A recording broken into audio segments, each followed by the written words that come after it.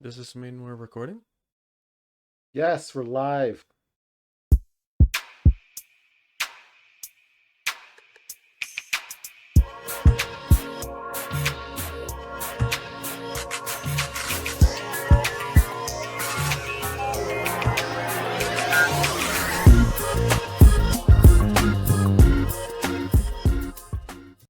All right, so on the last episode of Leak Spec, Michael Lee, you said something I found very interesting, and this is what it was. There are also people out there who are completely against everything and think it's all made up and think that it's not, something that they need to do. And I just implore anybody that runs into somebody like that, because there are quite a few people out there that you'll see, whether it's stores, malls, walking on the street, your workplace, doesn't matter. They're not wearing a mask because they don't feel they need to. It's their right or whatnot. They're right or whatnot. Do you wanna, you know, tell us a bit more about that story, Michael Lee, where this person who was this a specific person that was wearing a mask, and when you said they're right or whatnot, or was that a matter of uh just an opinion like A more you've general had? statement. Yeah. That was more just a matter of my opinion. I haven't experienced it myself. I have not witnessed, you know, it happening, but it's more just I've heard stories from people I work with, or even just reading online, um, social media of people that will literally go to a store or go to a place of, whatever it is that requires masks, that requires certain, standards or certain rules, you want to call it. And they will be recording on their phones, even just to, they know where it's going to end up. It's going to end up on social media. And they will go in there just to Yeah, start talking it's about funny. their rights. It's really funny you should say that because uh, Adam and I were at the bookstore, and apparently we did see somebody come in to the store as we were leaving that was not wearing masks, as you are supposed to in this city. Yeah, it was about to go down. Yeah, it was going to be entertaining, but I had no time for that. The point I was making when you said that is they're right or not.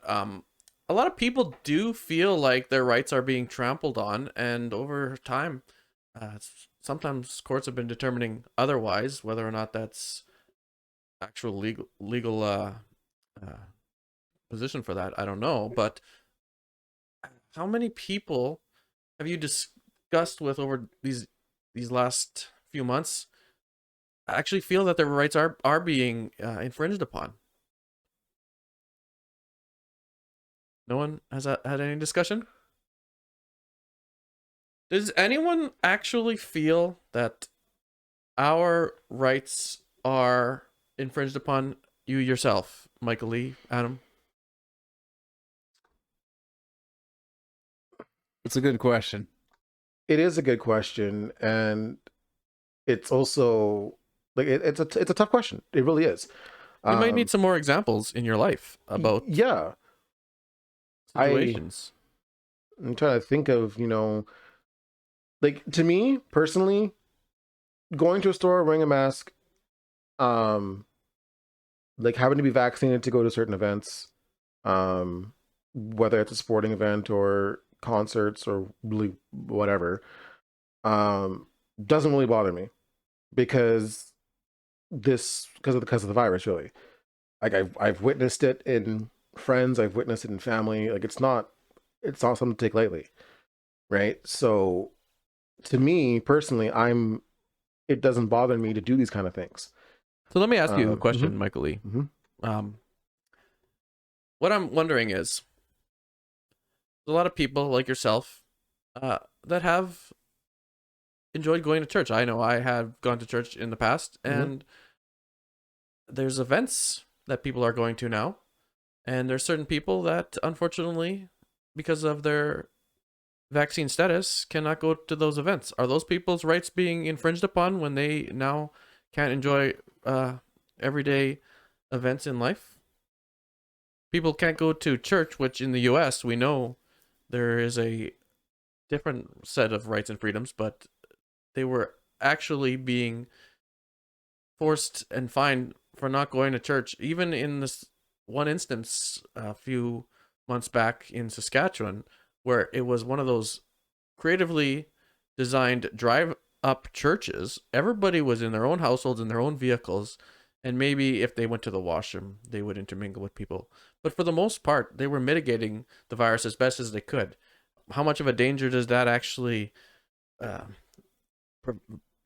create for people? I don't know. But the point is, should they have been banned from something that a lot of people see as a right here in Canada?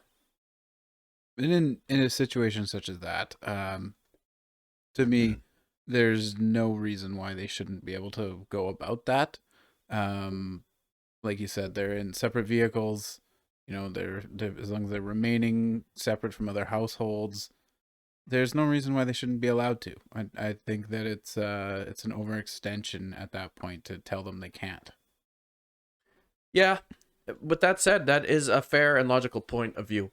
But some people are feeling attacked when they specifically can't go to church, or they specifically can't hang out with a certain group of people at a dinner that they might have enjoyed on a weekly basis. Let's say there was a group of friends and you all hung out Sunday night for drinks, and now three of your friends can't go because maybe some of them haven't been vaccinated, some of them are afraid. Whatever the case is, is this a situation where someone's rights to peacefully enjoy society are being infringed? Like, there's not even technically a right, is there, to be able to go and enjoy a bar? I don't think it's not technically a right. That's where what we call freedoms. Yeah, it would be more of a freedom, I suppose. But really, like, if you think about it, at this point, are they using restrictions like this in a way that is going to prevent spread or help the healthcare system or whatever it is that they're saying that it's for? Are they really showing that they are having success with the with what they're restricting now, whether it be a right, a freedom, whatever you want to call it? We've seen several waves now of this, and we see almost the same methods being used every time, and we tend to see the same result happening. It looks like we're about to watch that result happen again, and yet the same methods are being used again. So to me, it seems like at this point, it's not a correct use of their, we'll call it power, to restrict what people can do, because it's not having the effect that they keep telling us it will. And it's having other effects on people that are not being discussed. So I think there's a lot of overextension going on, and I don't agree with it. So I think this is what people would consider basically just civil liberties. I think though, when you think about the church aspect of it all, as you mentioned earlier, a lot of people that go to church, obviously they go for, you know, the message that the church to deliver, but also fellowship, to see Yes. their friends, to see their family, to, Something catch everybody up. has wanted in this society as Yes. it's been taken away from us. Yes. It's been very missed by many people, yes. So I think that's really a big aspect of, why church was so important, or is, sorry, so important to a lot of people when it comes to these restrictions. And I know that they've loosened up a little bit, and you can have a certain percentage, have a certain amount of people. You actually have to register, to be honest with you, I think, if you're going to be in the building. Otherwise, you can join online and still, obviously receive the same message, but Based you're on not. group sizes that are Yes. enforced with the restrictions right now, yeah. Yeah. You don't get the fellowship You don't get aspect it through an exactly. You don't. online Yes. situation. 100%. So I think that's why there was such a big pushback when it came to closing them or restricting all the people from basically restricting anybody from going to church at that time. If you think about it, sometimes church is like a large family, and people are not liking having to not be able to see their siblings and whatnot that they might not live with right now because they're trying to, limit their contacts. Yes. But some people may not have large families, or they just enjoy the family aspect that you would get with, like you're saying, fellowship at a church. And there would be a lot of pushback because you're taking away this loving aspect of that group of people that you're not getting anymore. It's just straight up taken away, and I guess people are really feeling attacked. But the bigger question would be, do people actually have rights in this country, like a right to practice their religion? Why wouldn't they? I don't see. Theoretically, yes, but I mean, I guess it's really up to what's written in the laws.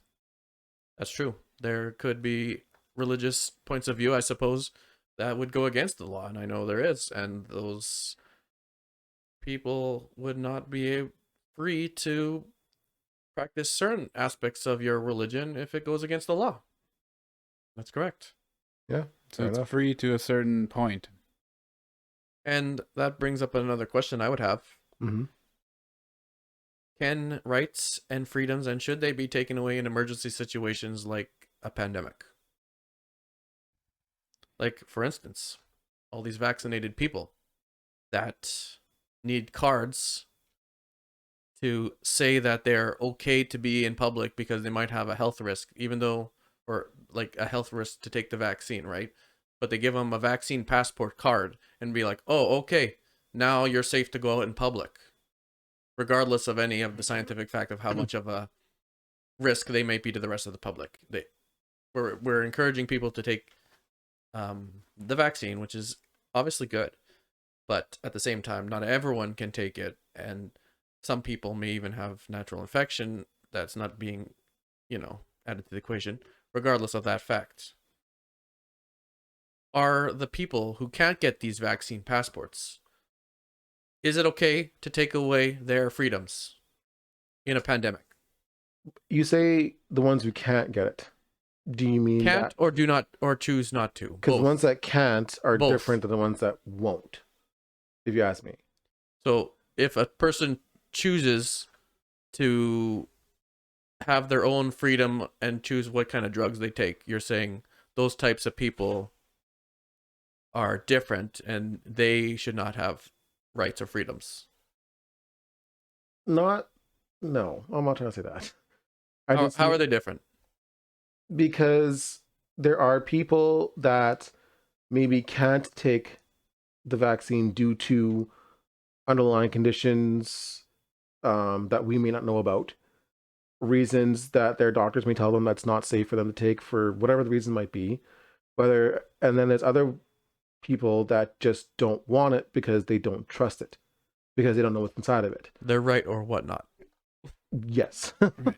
Well, and some of the people who are not taking it for medical reasons very well might choose to if they didn't have that particular restriction on them. Yes.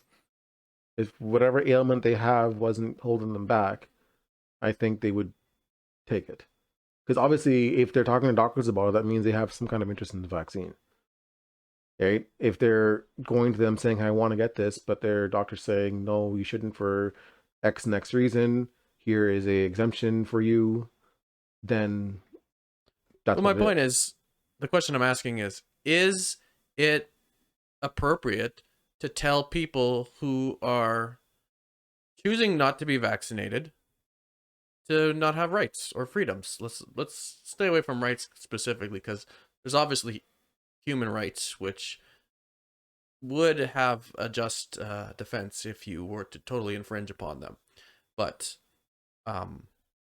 can we take away a person's freedoms because they just choose not to take the drugs that everybody wants you to take during a pandemic? I would say at this point you have to consider the severity of the pandemic. In this pandemic, I think that the rights and freedoms of non-vaccinated people have been um, probably restricted too much. And I say that because the vast majority of people in this pandemic who get infected are recovering and they're fine. So, but I do think that there would possibly be a line where you might have to take those more extreme measures if more people were being if a higher percentage of people infected were not recovering. There could be a line where you would have to uh, be more heavy-handed with that. Like I understand exactly what you're saying in that respect, because I mean that's what policies are for. Like for instance, in my opinion, if this was a vaccine that you could take, like some of the other polio or something, right? You can take that. Those are viruses that basically do not mutate, and you can take one vaccine and be good for like an extreme amount of time or like the rest of your life. So in a situation like that, I would draw the line in a different place because it's a lot more definite that you could take one vaccine and you would be safe from a virus, right? But this is a situation where you take a vaccine and it's good for so long and it's only so strong depending on your how it affects your internal immune response. So would you like to interrupt, Michael Lee? Sorry, I didn't mean to interrupt you there, but my question to you on that though is how many times did it take the polio vaccine to get to the point where you only have to take it the one time and it doesn't, you know, last a lifetime? How many did they go through before that? Isn't that kind of the stage we're at right now? It's an interesting question. I have no idea what the answer is. The polio one, I'm not entirely sure of. Yeah, that's a good question, but I don't even know if it was. Yeah, I don't know what happened at that time. It's just yeah. Regardless, if we still circle back to the question I was asking, we are saying it sounds like Adam says he takes a measured response and approach to where he would draw the line of forcing people to uh, be forcibly, I guess, persuaded to take a vaccine by taking away people's civil liberties. I think, like in my opinion, when we started talking about vaccines at the very beginning of all this, people were given an opportunity. They were given a chance to, hey, this is what is going to help curve this whole thing and take away restrictions and get back to freedoms and be able to do what you want to do, have a great summer, all that kind of stuff like that. Go back to concerts, all kinds of sporting events, get back to normal. They were given the opportunity to do so. And then a lot of people were just like, no, I don't want to do that. You can't tell me what to do. But at the same time, they're just basically trying, in my opinion, trying to protect people from this getting out of hand. And they would literally just not want to listen. And that's when, unfortunately, where in a pandemic like this, where it's spreading like crazy, we don't know that much about it other than what obviously is on TV or what scientists are saying about it. We need a way to somehow curve it or to stop it. And if, I guess, figuratively putting the foot down or, saying, okay, well, you can't do this then until you do this because this is what's happening. I like what you're saying. So what I'm hearing also though from that is basically initially they were saying you can take the vaccines and life will go back to normal. But now they're saying you need to take a booster and life will go back to normal. Now there is a new variant that I currently call Omicron, but I believe Adam, it said how? Omicron. Omicron. So, anyways, there's a new variant, and there's new information on this new variant. And what I'm wondering is, are we going to take a different measured approach now that people are highly vaccinated in much of the developed world, and transmission rates are still occurring? Transmission is still occurring through whether you're vaccinated or not.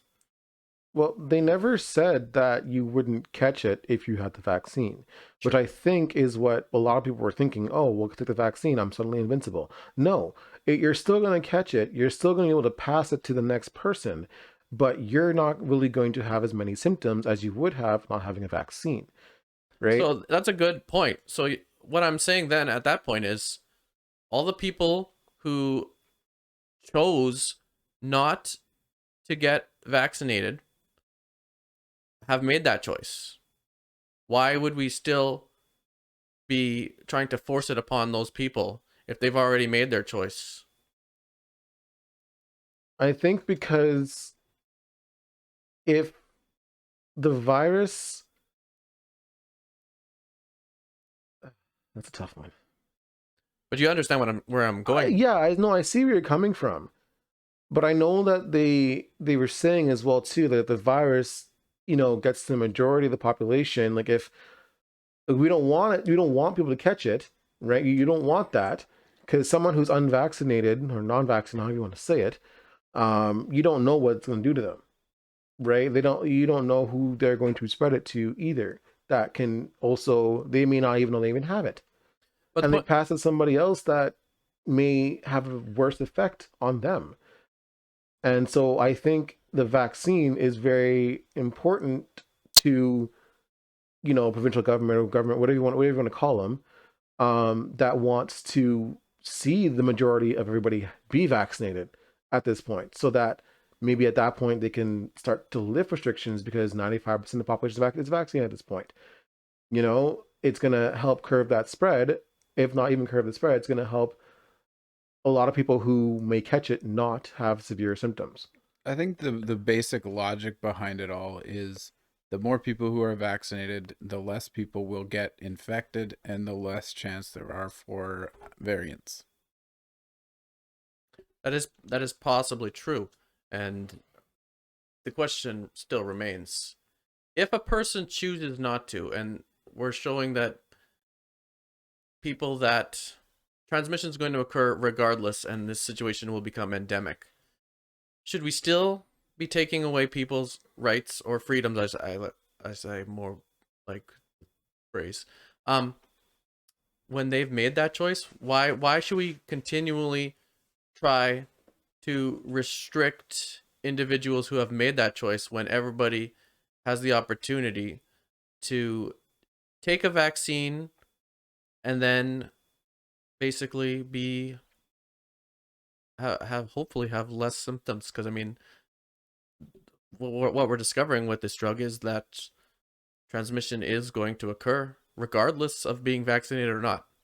So that's not even a question. It may become minimal, but we can look around the world to populations that are 95% or even 100%. I think Austria or something is going to mandate the vaccine for all of their population. Gibraltar is a country that, if not 100, they are at 95% vaccinated because they pretty much mandated it. And they, was it a week or two ago, they had extremely high transmission rates regardless of being vaccinated. So this magical percentage number of the population being vaccinated isn't showing statistically to be uh, some goal that you can attain and then basically return everybody's rights and freedoms and life back to normal. Well, also, the definition of being vaccinated is number one, not the same in every country, and it's also going to evolve with time. I mean, for now, we're calling 2 shots vaccinated, but how long before that changes? It's a very good point because everybody talking about, I mean, like Josh mentioned earlier, there's vaccine number 3 right now, Their vaccine number 3, sorry, booster shot. And then they're talking about It is a third vaccine. yes, and then they're talking about the fourth one now for severely immunocompromised people to get, and they recommend anyone who's severely immunocompromised to get it themselves. And I'm sure they're gonna tell everyone to get the fourth booster at some point. So right? what's going to happen? So- My question still remains. It's all well and good for somebody to have 3 shots, 4 shots, no shots, 6 shots. I don't know. What do we do? Do we just say that everybody now who has not taken the legal amount of this of any vaccine should just no longer have rights? No. Adam definitively says no. Send that to all the politicians. Yeah. One question I would like to phrase a little differently is, in emergency times, I said, is it okay to take away people's rights? And you guys are saying yes. Yes and no. Adam's saying yes and no. That is fair. He says it depends where he draws the line. The So situation always requires a certain amount of judgment. Analyze the facts and come up with a solution that makes sense. Applying blanket solutions based on nothing leads to mostly just a bunch of angry people and a bunch of scared people. What I want to ask then is, could it be that we turn around and look at the situation we're in right now as a similar situation to what happened to Japanese Canadian in 1942, when we were concerned that the population possibly had spies or undercover soldiers that could infiltrate Canada, so we put them in internment camps. Now, today, we would agree that that was racist and wrong. Completely. Yeah. But at the time, it was justified because people were afraid of what could happen with these Japanese citizens. So, is this going to be a similar situation in which the governments are currently overreaching, and it was actually somewhat wrong to restrict people when we've discovered that people have made their choices? Transmission is going to be affected regardless, where transmission is going to occur regardless, and people are going to basically choose to accept whatever level of infection they have based on their own personal health routine, the vitamin D that they absorb, the amount of exercise, their quality of the weight that they hold on their body, and the types of foods that they eat could all play into affecting your immune system. An individual like that could possibly, if they are especially under 30, 35 years old, have a very healthy response to this current pandemic virus, as much so as a person who is 65 years old has 3 shots of whichever mRNA virus vaccine they have, and maybe they both have similar symptoms. So what's the question? People have made their choice, is what Right. I'm saying. Yes. Should we still continue to limit people's freedoms? Okay, so in my opinion, that's kind of a very loaded question, because you have to think about exactly what unvaccinated people are not able to do. What is it? They can't be at movie theaters. They can't go out for lunch. Can't go. Well, you just yes, can't go out for lunch. You can't sit down and eat anywhere. No, They can't enjoy a wrestling event with their friends. Correct. oddly specific, but okay. It's good. Some people cannot even go to their workplace. They might be let go. That is true. That one is And that's one of the biggest points that I disagree with. It's essentially at that point bullying people, threatening their livelihood to make them do what you want, and you cannot definitively prove that, number one, them doing this will change much, and number two, that they won't have some kind of side effect. That's where I agree with Adam in regards to drawing the line, because when it comes to not affecting your work, like affecting what you do for work or like your income and whatnot, that's where I think it's a little too much. I think it goes way too far. Sorry, I should say at that point, because to me at that point it's not really fair. When it comes to gyms or the mall, eating at the mall, or going to a movie theater or something like that, Like recreation stuff. recreational stuff. Yeah, that part, it's like Gyms is a lifestyle choice. yes, it is a lifestyle choice. And actually, it's funny you mentioned that, because I did read something today about how they're saying um, that the virus, no matter which variant it um, is actually, it affects people who are overweight or obese, or underlying conditions like diabetes and whatnot, a little bit more than a Extremely healthier more. It's person. it's above 75% of hospitalizations are often, and especially intensive care, are it's either age or obesity level. Yeah. 75% and above, and quite often the intensive care unit people are like 60% plus uh in the 70-year-old or higher uh, Yes. age bracket. My only point was that they are saying that, if you lose weight, it's going to help if you were to catch the disease, which, okay, fair point. But then, as a as unvaccinated person's point of view, like if an unvaccinated person looks at that and they go, okay, well, you're closing the gyms though, or I can't go to the gym, right? In -40 weather, do you want to go outside and go for a run? Not really. But you I probably would run can. to my car. But you But can. you can, yes, 100%. But would you rather do that or go to a building where it's warm inside and actually work out? That's how more motivational for you. For me, it would be, personally. I think you're bringing up some excellent points because it is proven that having a higher amount of muscle mass on your body, especially the muscle mass that you develop prior to being 40 years old, um, helps you to have a way stronger immune system. And when you're taking away this opportunity for a lot of people, granted, in the beginning, it was understandable because we were concerned about the rate of transmission. We didn't know what it was. Exactly. But now that we know, is it appropriate to take away people's freedom? And we're kind of starting to come to some form of agreement that there needs to be a line. And my question maybe needs to be posed a little differently. Yeah, like I Where said, should the line be drawn in terms of removing vaccine passports?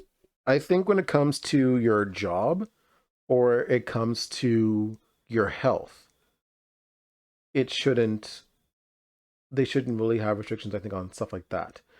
If it comes to recreational stuff, like Adam was saying earlier, your movies, your gaming, your games, whatever else, fine. But to something like the gym, or just to be able to go to work where you're not going to run to 15,000 people at once or 30,000 people at once, I think that's where the line should be drawn, personally. What about going out to a restaurant with your friends? You're pretty much forced, or it's the restrictions basically state that you have to stay within the group that you came with, anyways. So, should we be allowed to have your non-vaccine passport approved friends come with you to your birthday party at the restaurant? I think if they're in your group and they're actually following, I guess you could say, quote unquote, the rules, and sitting with your group, putting on a mask to walk away to go to the washroom and come back, taking it off again, I think that they should be more relaxed on that, personally, especially if they're with your group. Um, that's my opinion on it. But the issue is, and I'm sure you've seen this or heard this, it's just a lot of people don't react in the most kindest way when you tell them, hey, you know, can you put your mask on or whatever else? It's my right, my this and that. It just, it can get bad. So I'll point out something I've read about a month ago was having a higher level of body fat, and especially for some reason, I don't know why, but they said belly fat creates a much weaker immune response, and also for some reason uh, decreases the efficiency of even drugs like this vaccine. So if that is really, and it seems to be the case, because as we can all attest to here, having a certain level of obesity in your life for a long time will lead to more chronic diseases. So should obese people also be considered to basically have their rights removed because they are also not as uh, safe for society? Should we remove obese peoples because we don't know how long a vaccine can uh, be supported in an obese person's? If it's only 2 or 3 months before it deteriorates and becomes somewhat the same as a person who's unvaccinated but maybe had natural infection and probably has a way stronger immune response, why is it not right to take away obese people's rights or Well, freedoms? because at that point, I think you're going to be singling out a certain group. Well, That's listen, exactly what you're doing. listen, you guys. The factors that they're using to determine who they're going to restrict are wrong. You don't do it off of obese people, and for the most part, we probably shouldn't do it off whether you're vaccinated or not. The focus should be on people who are obviously sick with symptoms. I mean, if go back to the restaurant example, if there's 4 people in a restaurant at a table just sitting there eating and they're all fine, it doesn't matter if all 4 of them are vaccinated or if none of them are vaccinated. I mean, you can have an asymptomatic case in a person with 3 shots of the vaccine or no shots of the vaccine. So there's no way to really know there. So the best factor that we can determine things off is if people are showing signs of being sick, and then they shouldn't be out and about in public. But other than that, I don't think that the way that we're doing this is right, and it's just creating division. And we have political leaders that go ahead and create that division, or they build on that division in what they say to us. And yeah, I'm glad you brought up the question about the obese people, because obviously you can't do that to people. That is wrong. But it's also wrong to do what they're doing to people right now with vaccine card or whatnot. And I understand Adam's point. I do agree with Adam's point in regards to that you just what did you just say? If you're sick, don't come in. That's what it Otherwise, you're is. fine. Yeah, the part of showing symptoms. Literally, I think that should just be. I don't want to say it's the wrong way, but it should be common sense. If you're sick, stay home. Common sense is uncommon. It really is. But in any kind of situation, if you're feeling sick and you know you're coughing, sneezing, headache, whatever the case may be, and you have a big party coming up, you probably shouldn't go. COVID, if COVID was here or not, I feel that as a, I guess I could say as a good person, you just should not go. You have a good chance of infecting everyone there and getting them all a cold.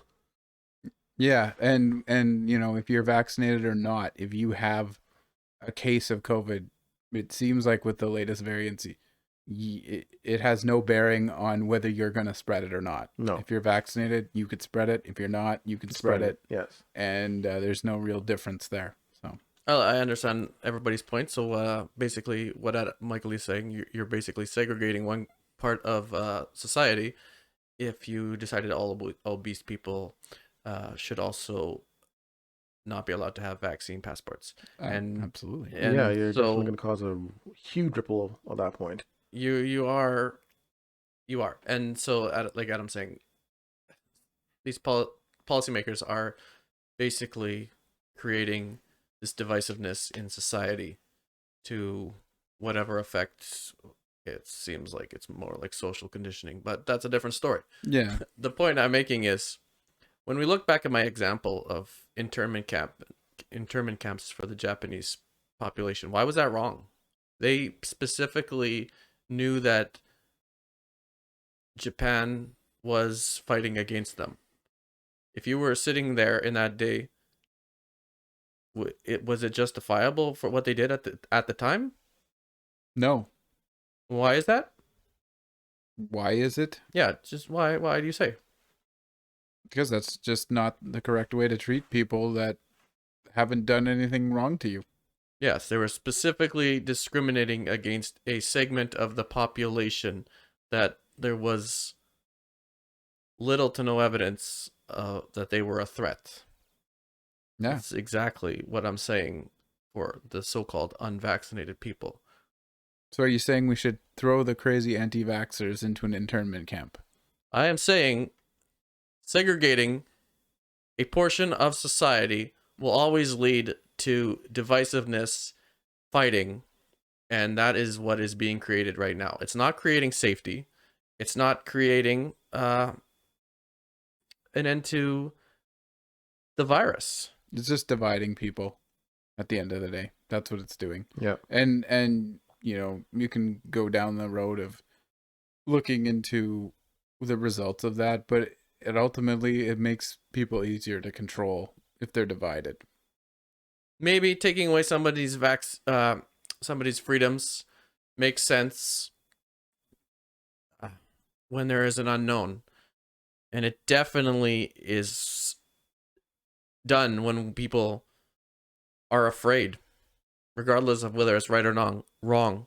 Society will take away people's freedoms and see it as justified, as they did in 1942 and as they are doing today. Well, history will be the judge, right? Is it doomed to repeat itself? It's a good question. It's definitely a hard one to answer. Like we don't know what this is going to end up leading to. At this point, we kind of do. Think so? Yes, we are going to have an endemic virus. Hopefully, we're not certain yet, but hopefully, the virus mutates into an influenza-like virus, and it will just be consistently mutating as all the rest of the influenza viruses do. And hopefully, I mean, there's always a chance that influenza can turn around and become what Spanish flu. Yes, or even like the avian flu or the H1N1. Same type of situation. They were pandemics, but those base viruses are endemic situations where people can choose to get shots for, because influenza shots are designed each year to target certain strains, and people have the right to choose or not. Granted, there are some medical mandates in place where society has agreed to remove people's freedoms there, but that's where this virus is heading, an endemic state where people should be allowed to choose to have a vaccine to protect themselves, and removing people's rights and freedoms should be done away with. We also need more respect from people's employers, you know, and whether or not we need government policy on this or not. But when people are sick and they stay home, they need to be paid for it, and they don't need to be made to feel guilty for it. And that's like one simple way that we could help reduce spread of illness, is make it people feel comfortable staying home when they're sick 100%. and don't hurt their livelihood. Yeah. That's why everybody comes to work when they're sick, because they don't want to lose out on the money. And they just freak out. Hey, I might lose my job if I don't go to work today. Doesn't matter how sick I am. I need to be there. And they're right. They might lose it. Yeah, 100%.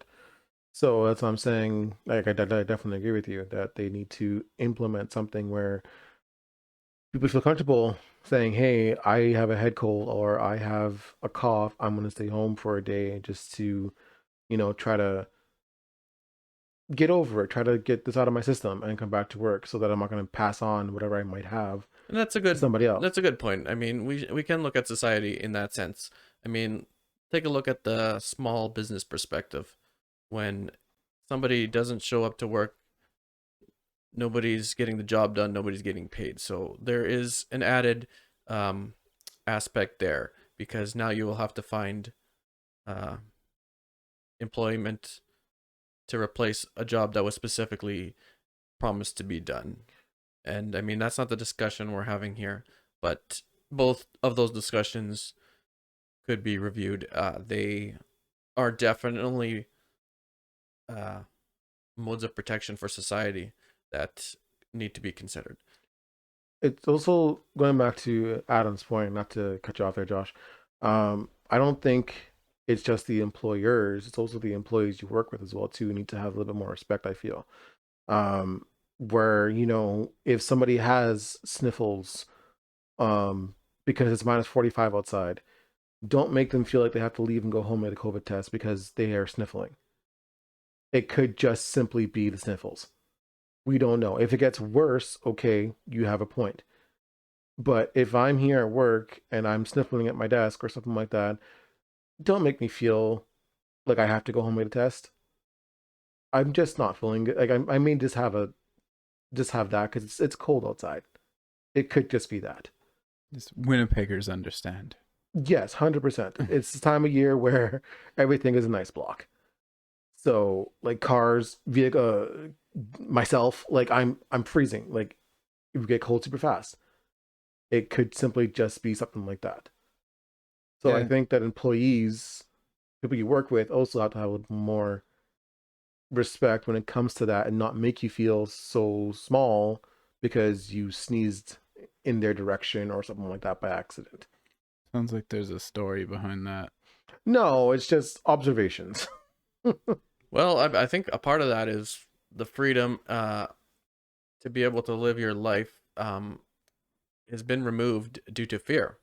Fear. 100%. We've been, like I'm saying, society is being socially conditioned to treat a specific section of the population a certain way, and like you're saying, now there's this underlying worry that somebody might have the sniffles, they might be sick, they might basically kill me because they have the COVID.